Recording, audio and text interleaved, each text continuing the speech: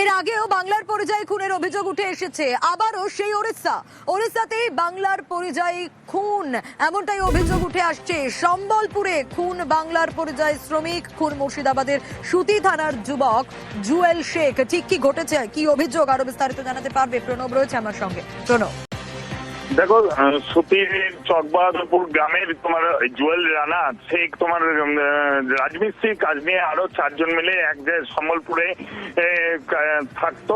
গতকাল রাত্রিবেলাতে বেশ কয়েকজন যুবক, উড়িষ্যার স্থানীয় যুবক, তারা এসে চড়াও হয়। তারা তখন রান্না টান্না করে কিন্তু ঘরের মধ্যে বসেছিল।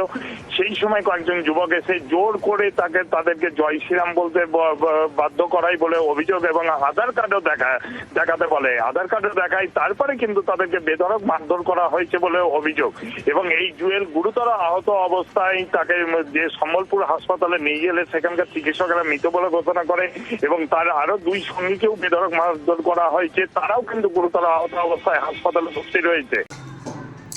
আমি এমডি ইব্রাহিম, আর আপনারা দেখছেন মুর্শিদাবাদ টিভি নিউজ। আজকের দিনে ভারতীয় মিডিয়ায় যেটা সবচেয়ে চর্চিত বিষয়, সেটা হচ্ছে বাংলাদেশে সংখ্যালঘু নিধন বা সংখ্যালঘুদের ওপরে বাংলাদেশে যে অত্যাচার চলছে। আপনারা সকলে হয়তো জানেন, সোশ্যাল মিডিয়ায় যারা অ্যাক্টিভ প্রতিনিয়ত থাকেন, যে বাংলাদেশে ইতিমধ্যেই দীপুচন্দ্র দাস নামে এক হিন্দু সংখ্যালঘুকে পুড়িয়ে হত্যা করেছে বাংলাদেশের উগ্র মৌলবাদী সংগঠন বা মৌলবাদীরা।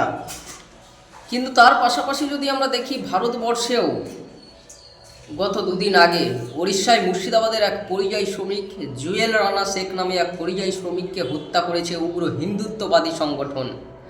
অর্থাৎ দেখুন, সংখ্যালঘু নিধনে ভারত আর বাংলাদেশ কেউ কোথাও কম নয়, দুজনেই সমান তালে এগিয়ে চলছে। আমরা গত 25শে ডিসেম্বর থেকে দেখছি বাংলাদেশে একটি চার্চে খ্রিস্টানদের যে বড়দিনের অনুষ্ঠান, সেখানে ভাঙচুর করা হয়েছে। তার পাশাপাশি আমরা ভারতেও দেখেছি, ভারতের ওড়িশাতে বলছে, ওড়িশার একজন নিবাসী তিনি বলছেন যে এটা জগন্নাথের দেশ, এখানে কোনো বিদেশি কালচার চলবে না, অর্থাৎ সেই পোশাক বিক্রি করতে দেওয়া হয়নি। তার পাশাপাশি আমরা দেখেছি বড়দিনে 25শে ডিসেম্বরে একটি চার্চে একটি অনুষ্ঠান সাজানো ছিল, যেখানে বড়দিনের অনুষ্ঠান হওয়ার জন্য সেখানে রীতিমতো ভাঙচুর করেছে।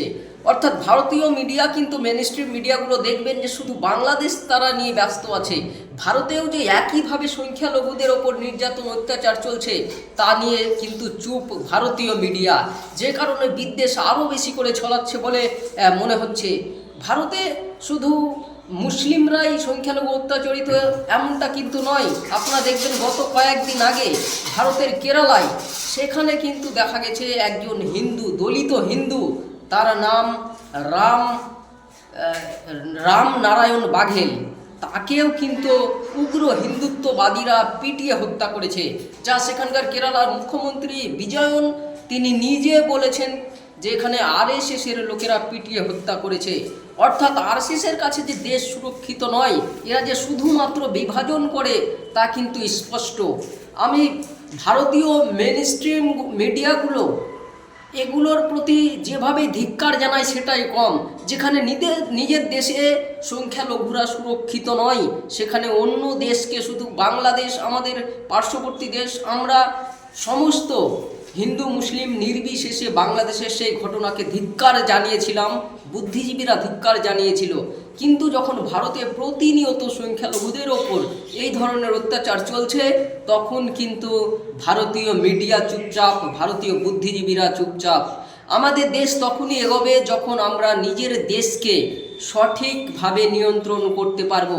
এই বিজেপি নেতারাকে দেখবেন প্রতিনিয়ত বাংলাদেশ নিয়ে এখনও অবধি লজ্জা লাগে, যখন পশ্চিমবাংলার বিরোধী দলনেতা বিজেপির বিধায়ক শুভেন্দু অধিকারী প্রতিনিয়ত বাংলাদেশ নিয়ে আন্দোলন করছে, আর আমাদের ভারতবর্ষে প্রতিনিয়ত সংখ্যালঘুদের ওপর অত্যাচার হচ্ছে, তখন কিন্তু চুপচাপ, কোনো আন্দোলন এদের দেখা যায় না।